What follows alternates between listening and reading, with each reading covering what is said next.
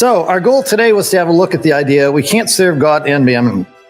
And I think this one, especially for the younger people that are here, this one is the challenge of your life right now about serving God and mammon, because those of us that are older and have gone through life, we pretty well have established life patterns, and we don't have all these ideas of like what we would like to be and what we'd like to buy and what we'd like to have.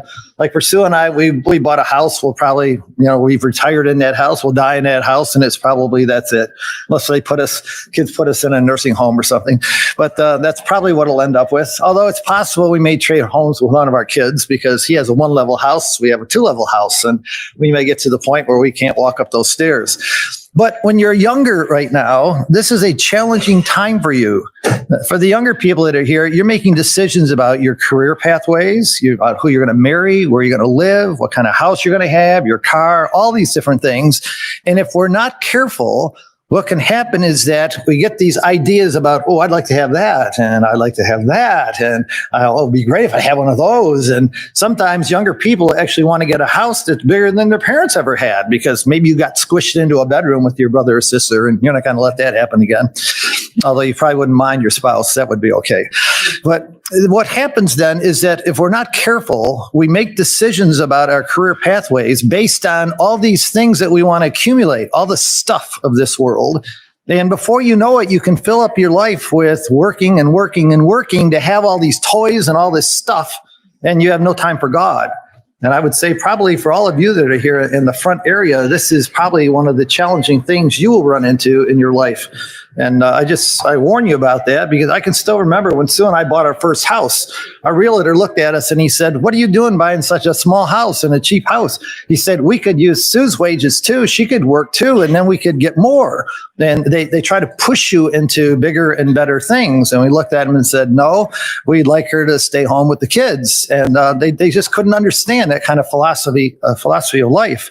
But it makes a big difference in the freedom and the time that you have for the truth and for serving God. So, as Jesus said in Matthew 6 and verse 24, it's a pretty black and white statement. You really can't serve two masters. You just can't do that. It's like you can't go out there and get all the drinks and the coffee and all those buns that we ate this morning and all that good stuff out there. You can't spend your time out there and fill up out there and still get back here on time. You either serve the presiding brother and get back here on time, or you serve our belly and we go fill up. Anyway, that's just funny. It's Christadelphians all around the world, wherever you go, we're always late getting back to classes with breaks. We like to socialize. That is the way we are. It doesn't bother me at all. So, but he says very clearly, you cannot serve God and mammon. Because you already either hate the one and love the other one, or else you'll be loyal to the one and despise the other. But you can't do both. See, that's a pretty black and white statement. You won't be able to satisfy all the stuff of this world that you want to have, the God of this world. You can't do that and also serve God. There just isn't time.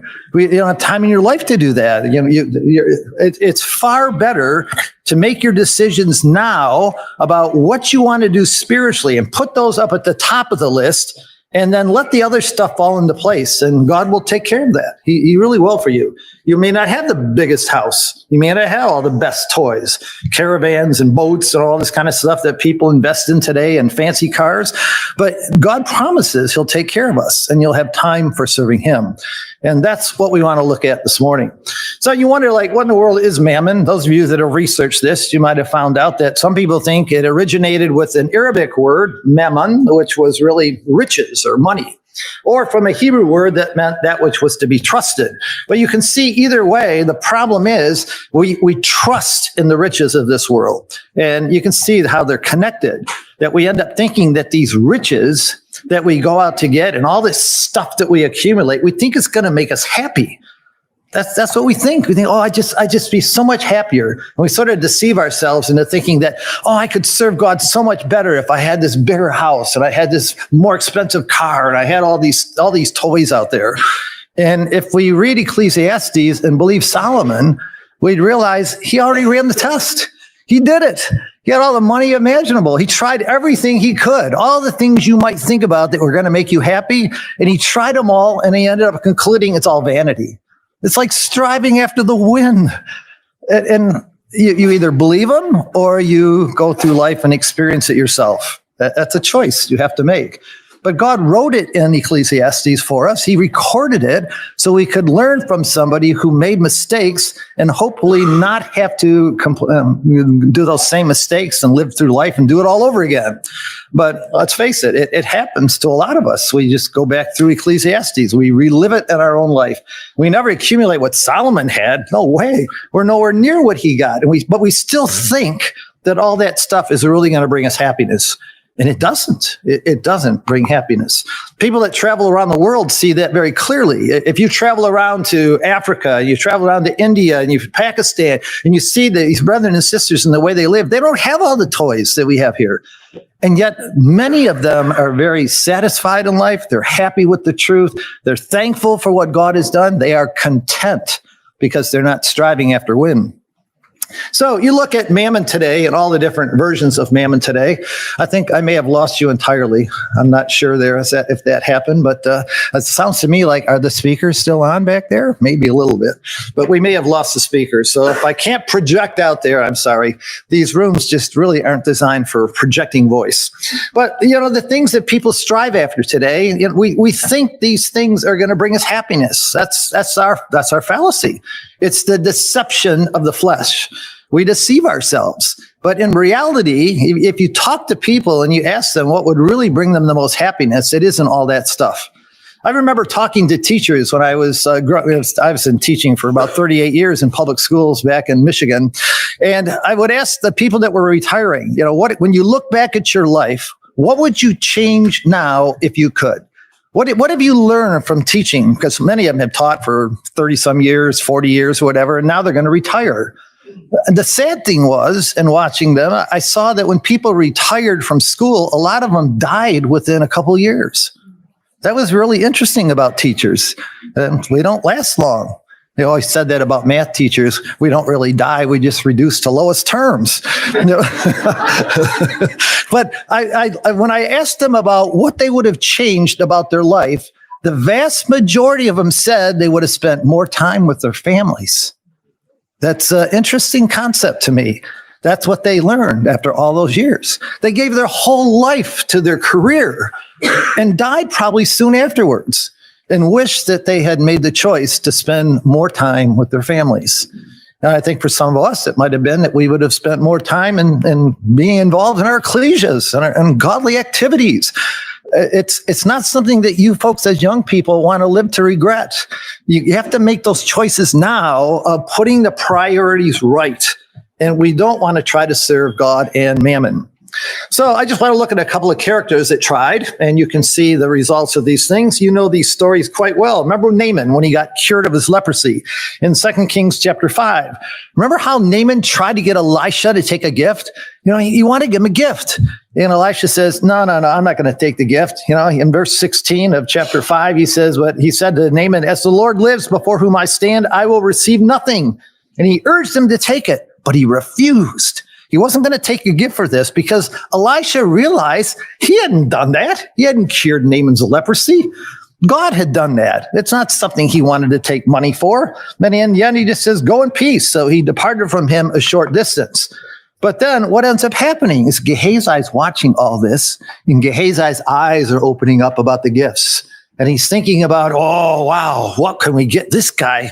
He's got connections to a lot of money and good things, a lot of the toys of this world, the garments of this world. So Gehazi, he runs after him, and he's going to get something from him, all right. And then he goes and tells Naaman in verse 22, he says, oh, all's well. My master has sent me. Here come the lies. See, this is the deception of the flesh. We end up thinking that we're going to be able to pull this off and somehow do it within the realm of the righteousness of God. And we can't serve two masters. So he makes up a lie. My master has sent me, saying, indeed, just now 2 young men of the sons of the prophets have come to me from the mountains of Ephraim. Please give me a talent of silver and 2 changes of garments. And Gehazi's is thinking, wow, we're going to cash in on this one, right? But, he comes back and he talks to Elisha, and Elisha knows what he's done. Just like the angels, they know where our treasure is. They know what we're doing. They know our goals and our objectives in life. They know what we really want. What do we really want? We can't serve God and Mammon. And he lies to him. He says, well, your servant didn't go anywhere, when Elisha questions him. And Elisha knows. And he says in verse 27, therefore, the leprosy of Naaman will cling to you and your descendants forever. And he went out of his presence, leprous, as white as snow. It's just a huge mistake to think that we can pull this off, that we can somehow deceive ourselves and go after all the stuff of this world, and at the same time think we can serve our God. Because as Jesus said in Matthew 6, he said that, your treasure, what you really want in life, that treasure that you're hoping for, that treasure will really tell you where your heart is at. And God reads the heart. He knows what we really want. He knows when we're young, what are you really interested in? Are you interested in a life in the truth where you can have free time to get to CYC, to work in Sunday school, to serve in your ecclesia and be involved in all these things? Or are you really wanting all the toys of this world? You want the big house. You want the fancy car, the fast car, the whatever. It's just God knows. And where your treasure is, Jesus said, there will your heart be also. So the question we ask ourselves this week while we're sitting here is meditate on the idea, like, where is our treasure chest? What's in it? What are we really hoping for? That's a real question that we have to have. And then for our children, for those of you raising children, you have to decide, what are you going to tell your children about what really makes you happy? Because they're watching what you do, and they're watching how you live, and they're finding out, well, do mom and dad really care about getting to meeting? Do they really care about being involved in the ecclesia? Are they out there working so that we can have all the stuff of this world? Our kids are watching. They know where our treasure really is. And you can't tell your children to have God as your treasure when we're living a lie to them in our own families. We have to show them that what we really love, what we really want, are the godly things. We want the things that they feed our spiritual life, and that God will take care of us on so many of these other things. We don't have to have the best of everything. We can just live with smaller things and less stuff and have more time for God. That was a huge lesson to learn as we're young, and I really do believe it affects our children. They're watching. They're watching what we do, and they're making decisions based on not so much what we say, but what are you really doing at home? Where are you really going? It comes time for Bible class. Do you really care about going to Bible class? Or do you just figure, I'm too tired tonight, I don't want to go, it doesn't really help me? They're watching all those things, and they're trying to figure it out. And it's an important thing for us. So look at the case with Ahab. King Ahab, we know that he was full of a lot of problems and a lot of mistakes, but I think the story of Naboth's vineyard just reveals again this whole idea that you can't serve 2 masters. And in his case, he's looking at this vineyard out there, and Ahab speaks to Naboth in 1 Kings 21 at verse 2, and he says, give me your vineyard that I might have it for a vegetable garden. That's what he wanted. He's the king, right? He can have anything he wants. And he figures he can just go after this, and this is going to make him happy, right? Sure, it's not going to make him happy once he gets there. He just wants something else. See, there's no end to this. We can't, as younger people, we got to set parameters up. I only need this much. And then be careful that we don't just keep, when we get to that point, we want more and we want more and we want more. That's what happens in this world today. That's the whole strategy behind marketing today. You look at all the toys, the phones that we have, and TVs, and all these things the cars that we drive. It used to be that you could buy a washing machine and it would last for 20 years. Everybody knows that works on them today. They don't last that long anymore. Everything's designed now so that you got to get another one, and you got to get another one. You get the upgrades, and they advertise, oh, wow, now we can do this, so we can do that. And the kids walk into school and they see, oh, somebody's got an iPhone, and then they find out, oh, you got the new one? And then they line up overnight to get in the store to get the new one. And it's like, we don't want to get caught up in that, brothers and sisters. We don't need the best. We really don't. And don't let that drive our life, because if you're not careful, it takes over, and that's what it'll do. So look at what Ahab does, and Naboth does in verse 3. He gives them the godly answer. No, the Lord forbid that I should give you the inheritance of my fathers to you. I'm not going to do that. This is the way God set up the land. These are the godly principles I live under. I can't give you my vineyard. It passes down through the family. And then Ahab goes into his house all depressed and sullen. See what happens when we get our ideas out there. I need this to be happy. Now I need this to be happy. We go away discouraged when we don't have it. We're sullen. We're depressed. We get all worried about the fact that I don't have all this stuff yet. And if we never had wanted it in the first place, we would have been a lot happier people. Godliness with contentment. It's amazing how it changes the way you live when you learn to be content with what you have. But you can't serve two masters, as he found out as well. And covetousness is a big one. Have you ever noticed that in the New Testament? Covetousness, Paul calls it, it's like idolatry. It's like idol worship, and the way it controls our life when we want what somebody else has. And yet God has given us something, and we're looking around at, what do you have? And what do you have? And you watch the kids do this all the time.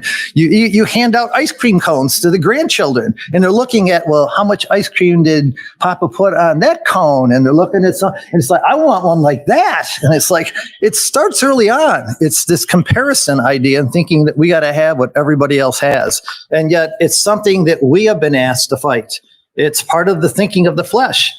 And so Jesus would say in Mark 7, when he's talking to the people there, and he enters a house in verse 17 away from the crowd, and the disciples ask him concerning the parable that he had told them. And he says, well, look, don't you perceive that whatever enters a man from the outside cannot defile him? It's not about what comes in from the outside. It's not about the things that we eat. It's not about the stuff that come in from the outside, but it's the stuff that's within. It's in here, our heart. What our brains want, that's what defiles us. It's the devil in us, thinking that somehow we're going to be happier, we're going to be better people. And you look around, I can imagine like Job's three friends. I can really imagine them looking at Job and thinking, well, look at God. Look, no wonder he serves you. Look what you gave him. You put a hedge around him. You take care of him and his family. If I had what Job had, I'd be so much better. I'd be serving you. If you just gave me what he had, instead of being content with what we have. So Jesus says so clearly, it's what comes out of a man that defiles the man. For from within, out of the heart of men, proceed evil thoughts, adulteries, fornications, murders, thefts, covetousness, right? Wickedness, deceit, lewdness, and an evil eye, blasphemy, pride, foolishness. All these things come from in here. We are the problem. And what God's trying to do is teach us that, look, if you serve him, if you put God first in your life, he will take care of the rest. And it's just something we really do have to be careful of. So covetousness, what it really does, and you see this in children, we sort of laugh at it all the time, right? But that's what happens in my household, is that one gets a lolly, the other one gets a big old ice cream, and the guy with the lolly sitting there like, whoa, I think I'd like one of those, and I want it to be just as big as that or bigger. And that's how people think. But what it does to us is it eats away. It eats away us. So we wish we had that. And we think about somebody else having this. And then we become selfish and unthankful people, unhappy. It takes away your happiness in life. If you're always thinking about having something else instead of being thankful for what we have right now, it does make a big difference. And it drives us to work far too much in this life. Take on jobs, take on overtime, travel all over the place, and have all this money that we can get from a job. And instead of staying home, working with our family, with our ecclesias, and taking less, because it will provide for us to really take care of the things of God. These are challenging decisions that we have to individually make. And you have to do what works for you. But I would encourage all of you to just think about, what's happening to your time to work in the ecclesia. And if it's working for you and you have plenty of time to show up all the classes and work and preach the truth and all these things that we'd like to do, that's great. But if you find your job pulling you away all the time, you're never around to help the family, to raise the children, you're gone, you're traveling, which this world is a big thing today. Get on airplanes, fly all over the place, travel and be gone. Before you know it, they hand out the carrot and they say, if you do it, we will give you bonuses and we will give you all this stuff. And then who's home with our children? Where are the dads that are taking care of the kids, or the moms? Before you know it, everybody's gone and the kids are raised by somebody else. And that's not what God was after in our lives. He wanted us to raise our children. He wanted us to have time for our families. You look back at some of the Bible stories that we know. You've studied the time period of Ezra and Nehemiah. Remember when they started building the temple in the time? Well, Ezra wasn't actually mentioned yet. He was still up in Babylon. But in the early chapters of Ezra, the people came back from Babylon. They started working under Joshua and Zerubbabel. They started building the temple. And they worked on it. They got it going. And they were working for a number of years. They did pretty good. But as time went on, over 15 years, the amount of work on the temple started to die off and people weren't as interested. It's really interesting to me that in Ezra chapter 3, it says, or maybe at the end of chapter 2, it says that when they got the foundation laid, do you remember what happened with the people when they set out to have like a time of celebration to like, wow, we got the foundation done. Yes. And they got together. And what happened? There was a lot of yelling. The younger people were happy. They were thrilled. They were excited. And the older ones looked at it and said, wow, it's not as good as the one we had. You never notice that? We have to be careful, older brethren and sisters. We can squash the work of the young people. It may not be the same as what we did in our day and age. They don't have the resources maybe that we had. They don't have some of the things that we had, but we have to support what's going on. It was the work of God. And so what happened over that time is that people got so discouraged by what was going on in the community, people all quit working. Before you know it, God sends in the Persian army at the end of Ezra 4, and he says, you're going to stop. And the military came in and made them quit, until they realized that, wow, we should get back to work. But Haggai challenges them during this period of, when he comes along, as God raises up Haggai and Zechariah to stir up the people, he challenges them and says, look, is it a time for you to dwell in your paneled houses and the temple lies in ruins? And we know that what happened then is that when the people quit working on God's temple, when they weren't working on God's house anymore, they went home and worked on their own. That's what we do as people. When we get discouraged, you don't want to work in the ecclesia, had enough trouble. We go home and we just take care of ourselves, our own lives. We work more, we get more money, we get all this stuff. For a farmer, they plant more stuff and their farms increase. And so he says, look, consider your ways. I like the way some of the versions, they translate that. Consider how you have fared. How are things going in your life? You're doing all this stuff thinking you're going to amass all these things, but how's it working? You've sown much, but you bring in little. You eat, but you don't have enough. You drink, but you're not filled with drink. You clothe yourselves, but no one is warm. And he who earns wages to put into a bag with holes. Sort of a way of describing inflation, right? Where you think you're getting more money, but actually you're really not. But that's God was working in their lives, ruining the things that they thought they were going to accomplish and get all this stuff. And he just he blows it all away, trying to convince them to get back to work on his house. And it's fascinating when you watch in Zechariah chapter 4, when Zechariah comes along talking about this and the night visions that he sees in chapter 4, that the word of the Lord came to him in this one night. And you see in verse 9 that God assured him, the angel's talking to him, and he says, look, Zechariah, Zerubbabel, he says, look, the hands of Zerubbabel have laid the foundation of this temple. His hands shall also finish it. So that Zechariah could come out the next day and he said, I saw this vision. And the vision showed me that, look at Zerubbabel, you, Zerubbabel, you're going to be there when the temple's finished. We're going to get it done. And you are going to operate as the governor. He would have been the king at this time in the line of Christ. It would have been Zerubbabel. And then you will know that the Lord of hosts has sent me to you. But look at that next section there. For who has despised the day of small things? And I think it's a warning to us, brethren and sisters, especially us older ones. Don't despise what the young people are doing. Don't despise their enthusiasm for the truth.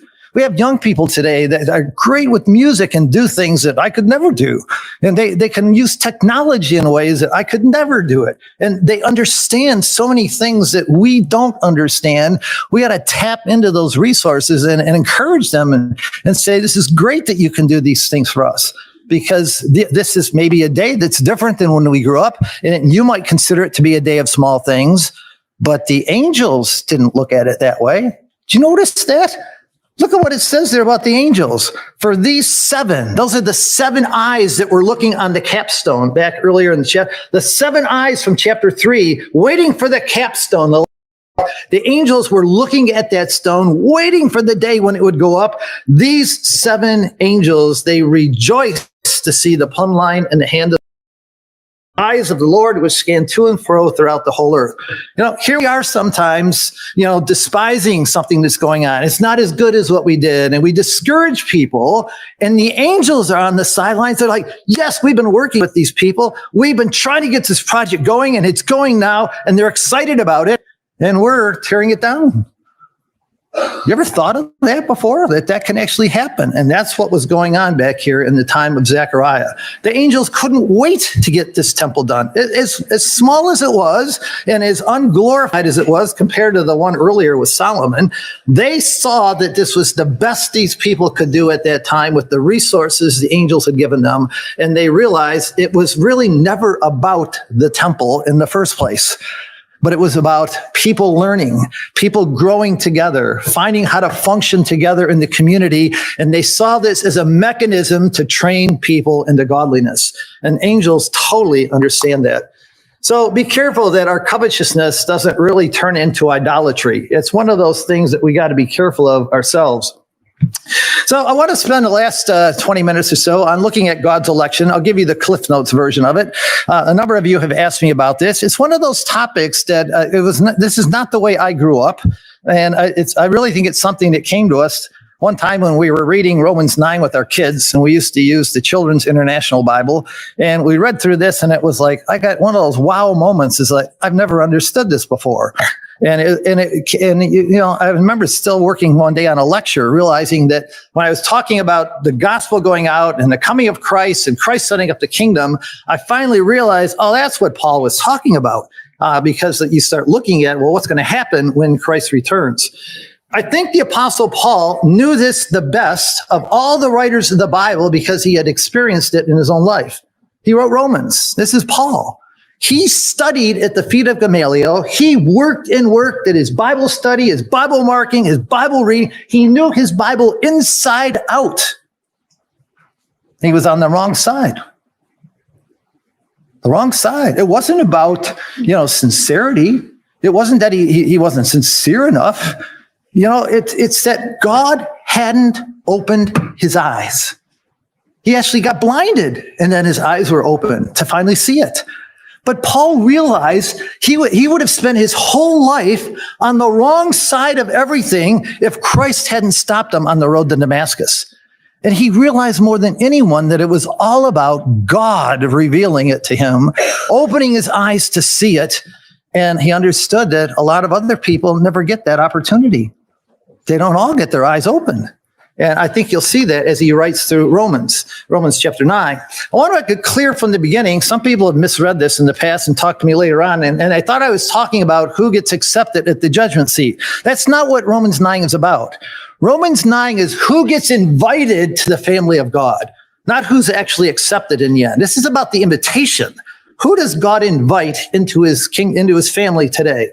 Who does he invite? Out of the 8.5 billion people on our planet today, who's getting invited? Who's actually given the call?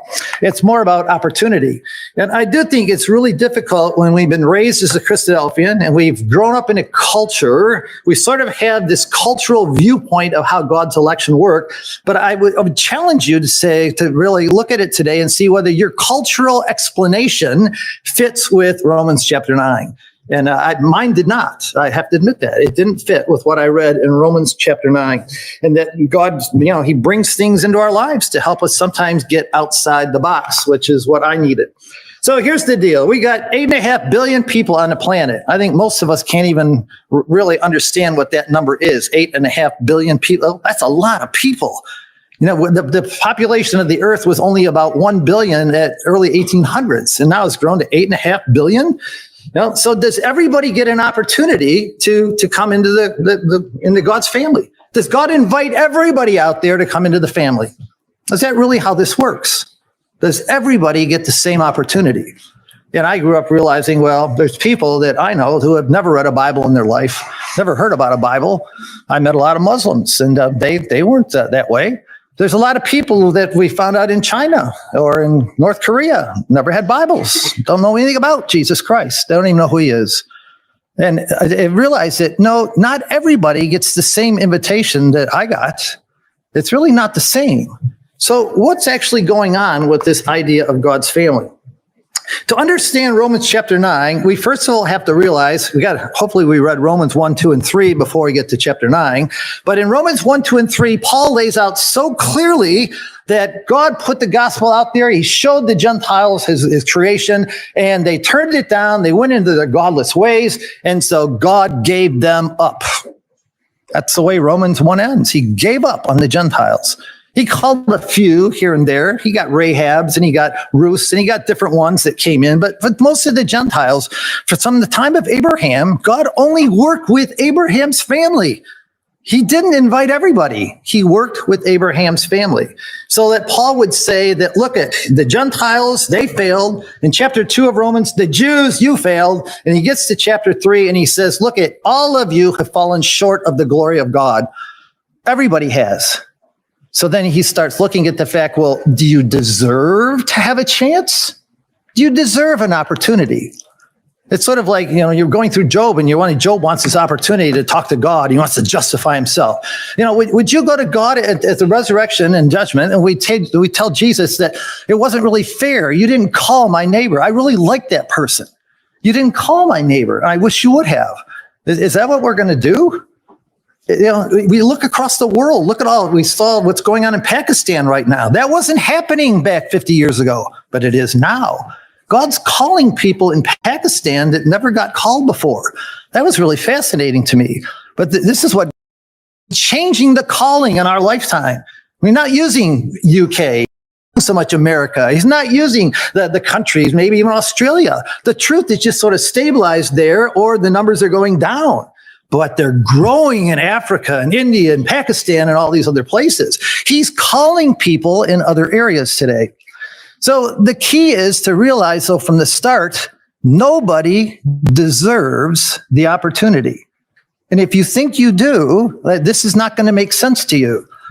But the humanistic spirit gets in there, and we think that we all deserve a chance. And that's not what Paul says in Romans chapter 9. He says, no, you don't all deserve a chance. The whole world is God. It wanders away from God. You're going to see as we get into Leviathan and Behemoth tomorrow in Job, that was the challenge that Jack left us with. He said he's going to cover tomorrow, is that, can you control that? Can you get to my kingdom on your own? No, you can't.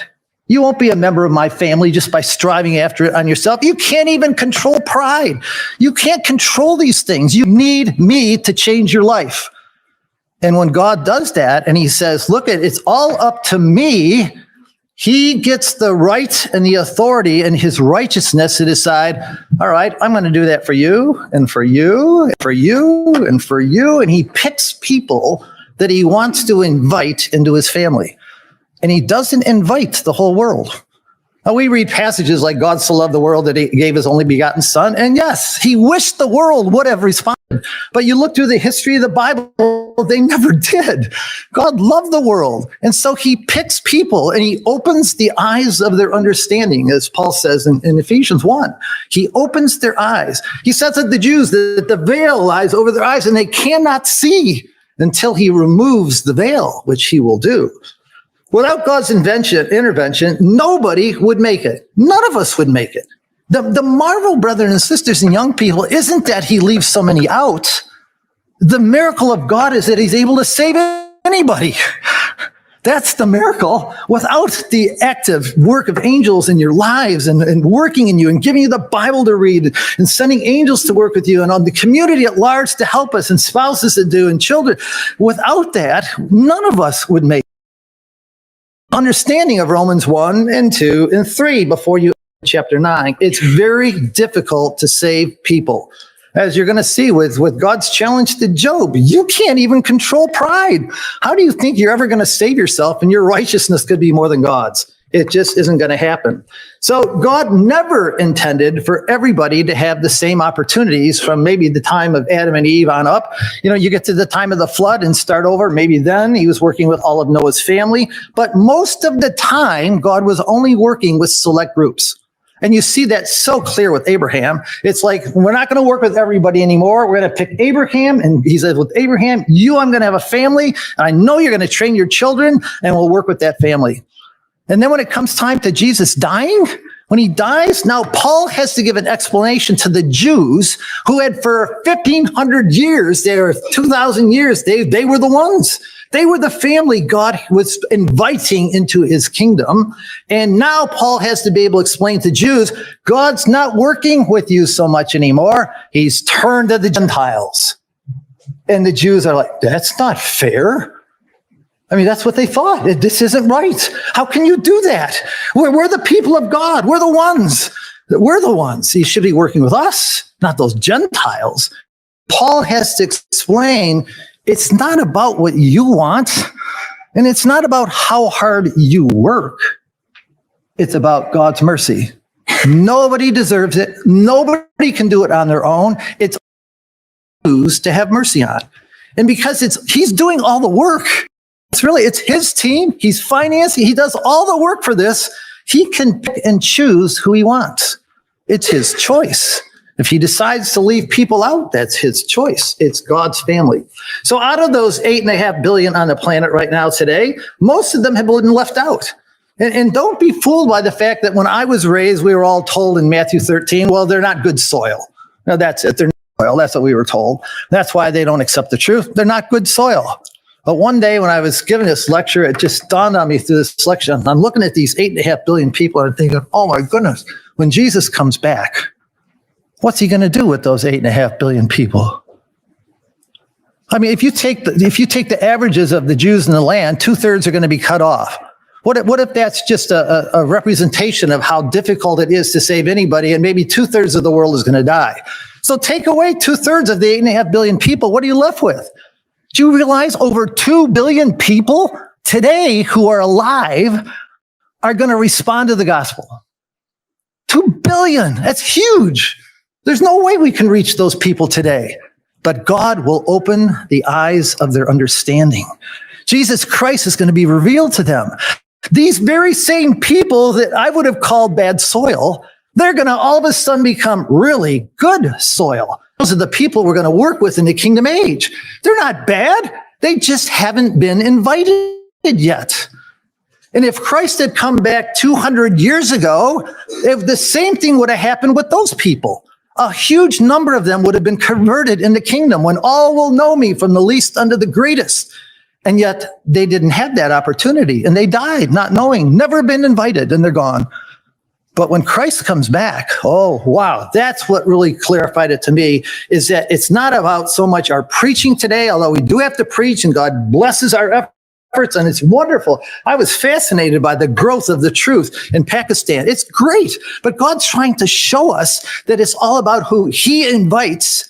You can invite everybody you want here in Australia and you may not get many at all. Not many at all, but boy, over there, he's inviting a lot of people into his kingdom, and it'll all change when Jesus Christ returns. Billions. Think about that for a minute. Billions of people today who we would just say won't accept the truth. We write them off. We don't think God can work with them. Oh no. He's going to open the eyes of their understanding, remove the veil that they can't see. And wow, they're going to become the people we work with in the kingdom age. See, you look back, this is all over the New Testament if we just look carefully and we start to read the Bible a little bit differently. But you look at, why did Jesus speak in parables? Why did he do that? He said he spoke in parables and he told his disciples, he said, look, to you it has been given to know the mysteries of the kingdom of heaven. To you it has been given. Not you studied, you researched, you worked, you did all this work, and so now you're going to be invited to the kingdom. No, to you it has been given to understand the mysteries of the kingdom of heaven. God has opened your eyes. He's allowed you to see it. But I speak to all these people in parables in verse 13, because seeing they do not see, and hearing they do not understand. They do not hear, and nor do they understand. He didn't want all of them to understand and see and hear. Their eyes were not being opened yet. The Jews, the veil, he was not inviting those people. And you see the results of that. He didn't want all those Jews to understand. He started opening the eyes of Gentiles, and they began to see. See, that's so hard for us to understand, brothers and sisters. I fought that for years until realizing Romans 9 was the key. That's where he finally lays all this out. See, as parents, what we want to do is we want to say that, if I do all these things with my children, I can guarantee that they will get baptized and be in the kingdom. That's what we want to believe. But see, that's humanism. That's coming from humans up, not from God down. What God wants us to understand is no matter what we do, no matter how hard we work, and how much we want our children to be there, it's about God who extends mercy. And that's Romans chapter 9. You'll see this all over and over again. That's what God wants us to know. It's about his mercy. So instead of, it's good to work hard. It's good to get our children to all these places. I don't want you to misunderstand. We did that with our kids. We went to everything.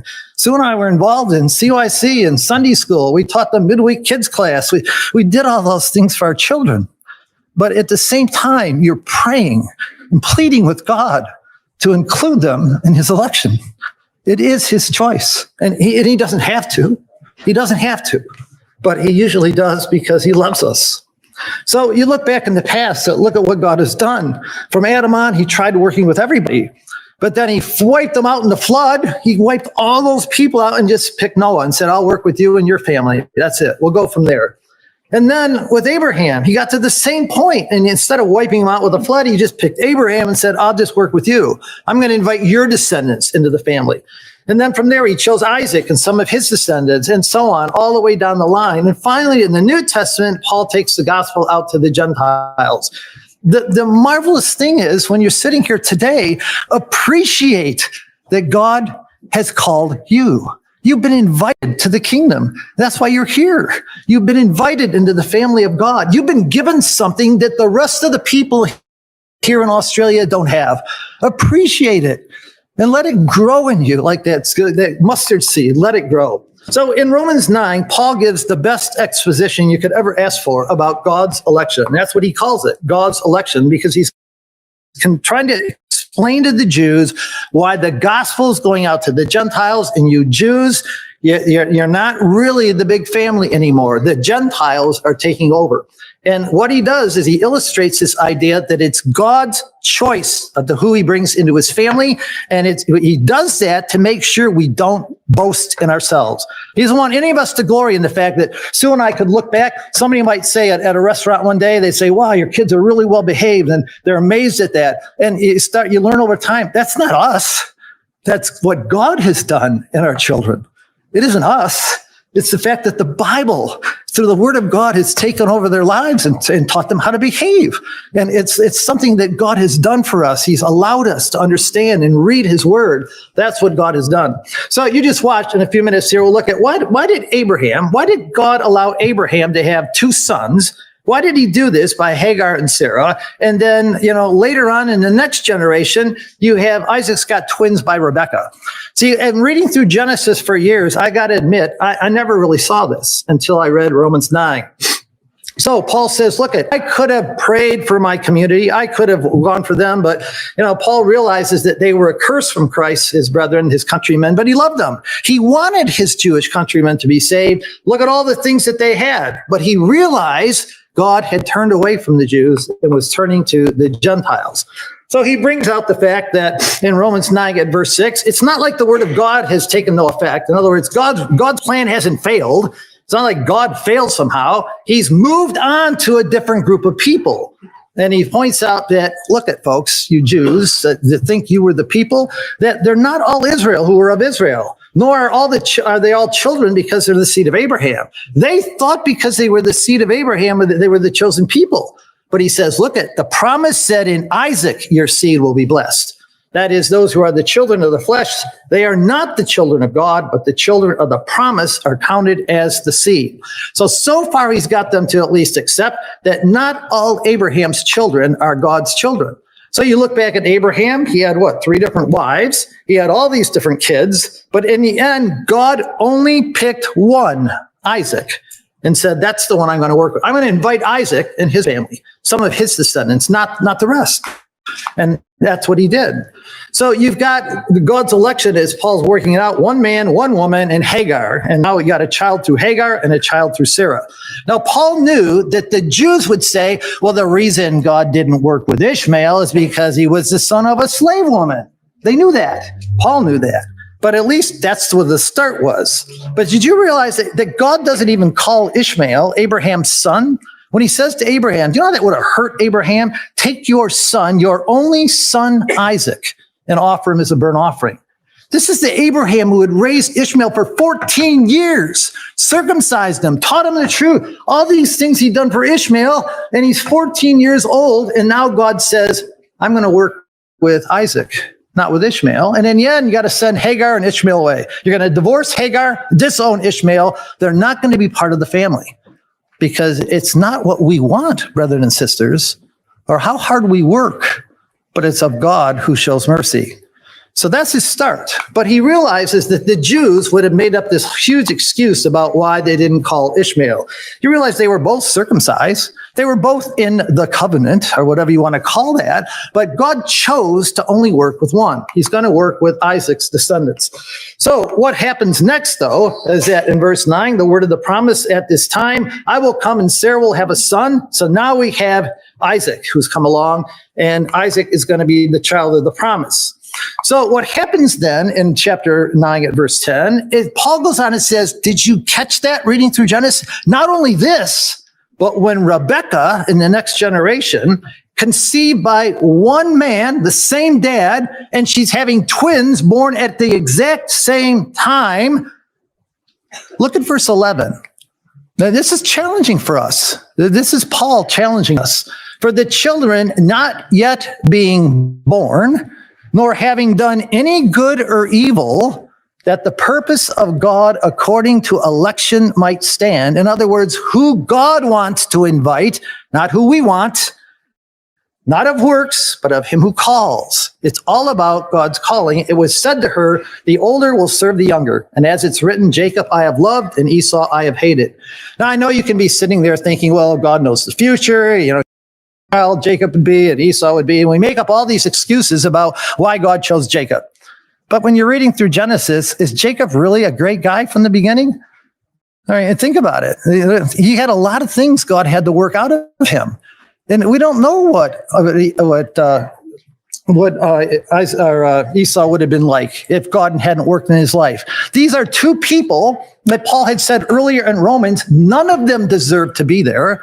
They're not really good at all in terms of good people. They're soil. They're lumps of clay that God could work with or not work with.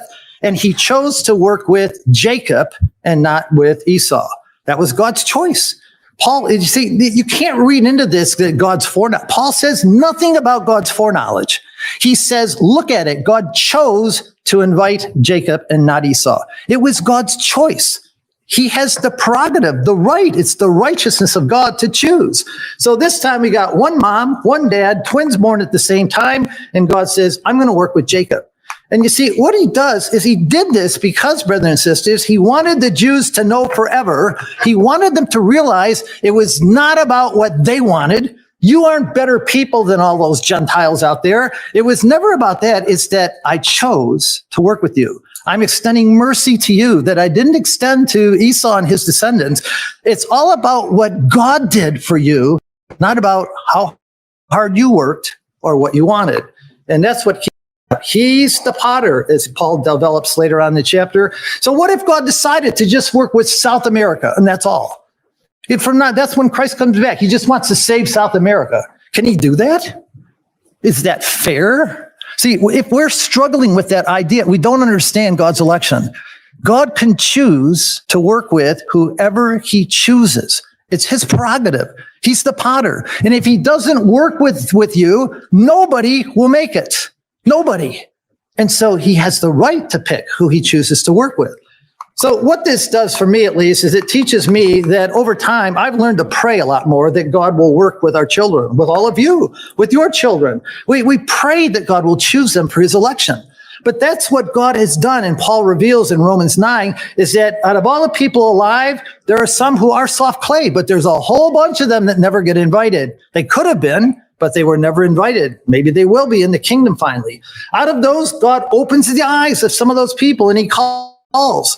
Paul goes on and says, of those people, some of those are justified or they're chosen because they responded by their free will. And finally, in the end, some of those are going to be glorified.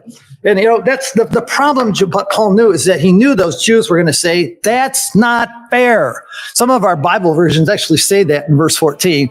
Paul says, I know what you're going to think. You're going to all step there and say, that's not fair. And he keeps reminding them that God's the potter. None of you would make it without the influence of God in your life.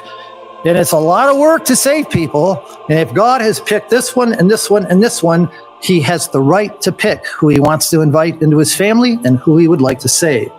So, balance out, brothers and sisters, from all of this. Yes, we want to get our children. We want to get them out to teach in Sunday school. We want to get them to CYC. We want to get them out to all these things. But at the same time, balance that with, God, please do what I can't do.